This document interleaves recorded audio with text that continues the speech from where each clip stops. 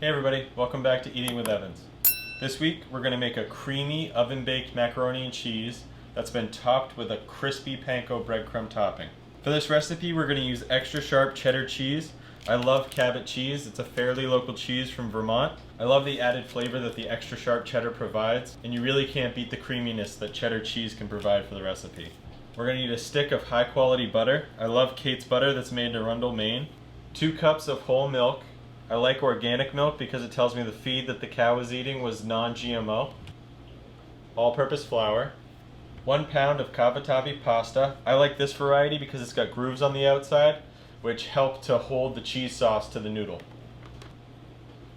We're also going to need panko breadcrumbs for this recipe. Some of the dried herbs and seasoning we're going to use for this recipe will be salt and pepper, as well as granulated garlic and Italian seasoning. The very first thing you want to do with this recipe is preheat your oven to 350 degrees. This way it'll allow your oven enough time to heat up while you're getting all of your ingredients ready. What I would like to do first is start preparing my ingredients so that when I move to the stovetop it'll be a lot easier to make this sauce. The first thing I'm going to do is cut my butter into tablespoons. There's 8 tablespoons in every 1/4 pound stick of butter. To make the roux for the cheese sauce we're going to need half of this stick. So the first thing I'm going to do is cut this stick in half, and then I'm going to divide each half into quarters and set them aside individually. Now what I have is 4 tablespoons of butter set aside to make my roux for my cheese sauce, and I have 4 tablespoons of butter set aside to toast my panko breadcrumbs in later. To make my roux, I'm going to need equal parts flour to the butter. So I need 4 tablespoons of all-purpose flour,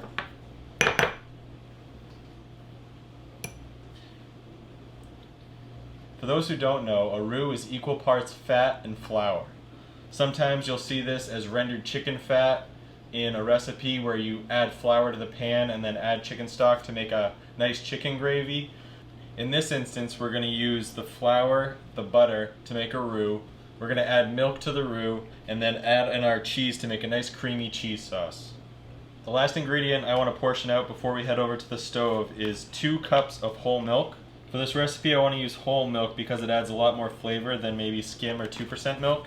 The very last thing we want to do before heading over to the stove to make our pasta and cheese sauce is grate all of our cheese. We have 32 ounces of sharp cheddar cheese here.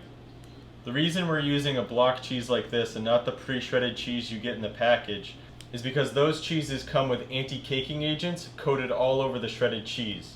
Sometimes they use cellulose, which if you don't know is basically sawdust, to keep the cheese from clumping in the package. When you buy a big block of cheese like this, there's no caking agents and it's just pure cheese. This is going to allow us to make a creamy cheese sauce later without any side effects from the anti-caking agents that you'd find in the pre-grated cheese. So I've got my cheese grater here. I'm going to be using the larger side. It would take forever if we tried to use the small side of the grate, so we're going to use the larger side. And what I like to do sometimes is cut the block of cheese in half so that it's easier to manage and it doesn't snap in half on me anyway. And I start grating.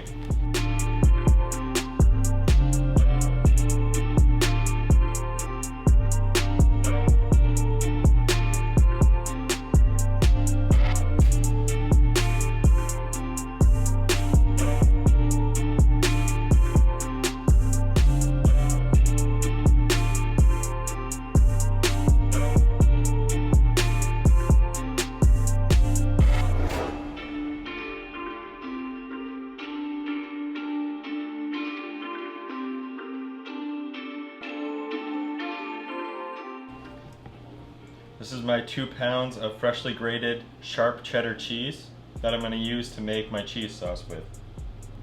Now that we've prepared all the ingredients, we can head over to the stovetop and start making the mac and cheese.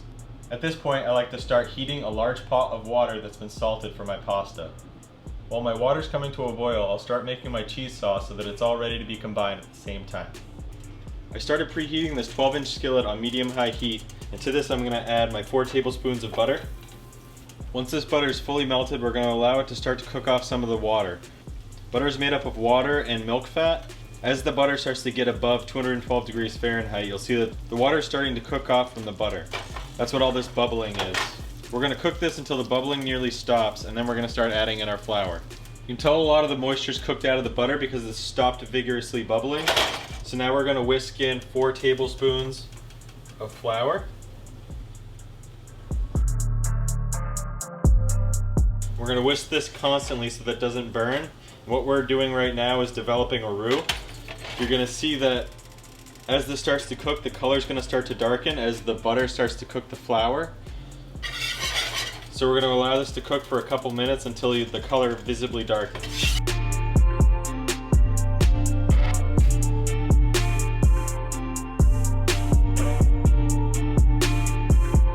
As you can see, you got a darker shade of brown here. Looks almost like a coffee color. So this is about where I want to take this roux. Now I'm going to slowly whisk in my milk a little bit at a time until it's fully incorporated, and then I'm going to add more. You can see it kind of clumps up at first, but then as the milk gets absorbed, it starts to thin out again. Then you can add a little bit more milk.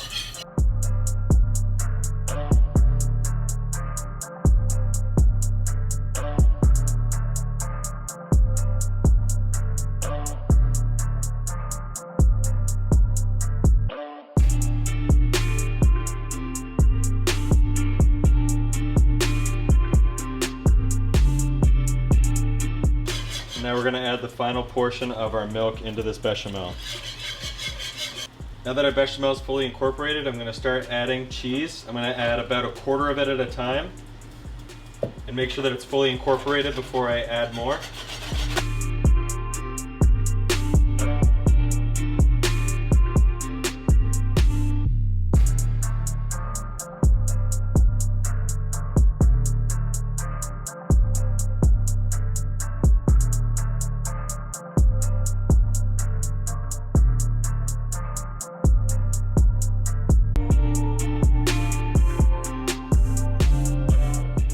I like to save about a handful just to sprinkle on top when I'm done.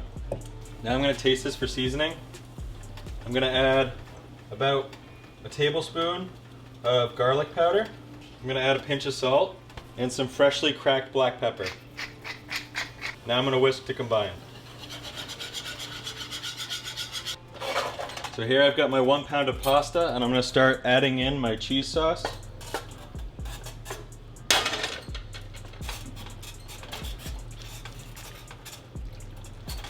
Look at how creamy and delicious this looks. Now I'm going to transfer this into a different container so that I can bake this in the oven.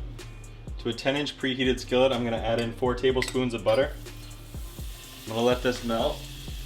Once this butter is melted, I'm going to add in my unseasoned Panko breadcrumbs. I added 3 cups of Panko breadcrumbs to this and stirred to combine. And now I'm going to let these breadcrumbs heat up and toast on medium heat. Because these breadcrumbs are unseasoned, I'm going to add a pinch of kosher salt, and I'm going to add about a tablespoon of Italian seasoning. I'm going to continue toasting these on medium heat until they're golden brown.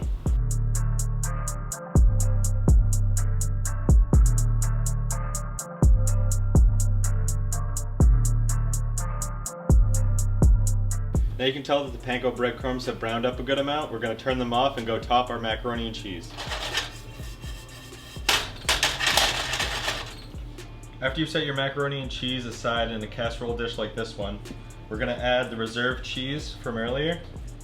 Just sprinkle it around on top for added cheesy goodness.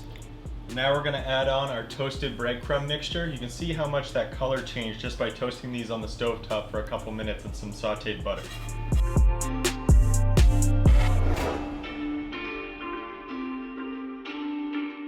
Now this is going to go into a 350-degree oven for about 20 minutes to crisp up a little bit more. This is what the mac and cheese looks like after it's come out of a 350-degree oven for 20 minutes. All the cheese and pasta has kind of come together, and the top has started to get a little bit more golden brown and crispy and delicious. And this is the final dish. This is homemade creamy baked macaroni and cheese topped with a Panko breadcrumb topping.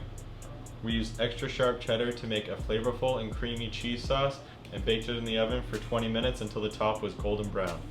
If you're having a craving for classic macaroni and cheese, this recipe will absolutely hit the spot. Hey everybody, if you guys like that recipe for my easy and creamy macaroni and cheese with a crispy breadcrumb topping as much as I do, be sure to hit the like button down below. Also, make sure that you click the bell icon down below. This will give you push notifications every single time I put out new videos so that you never miss one. If you haven't already, check out my Instagram page here at Eating with Evans. This is where I post all my new content that you wouldn't necessarily see here on YouTube. Until next time.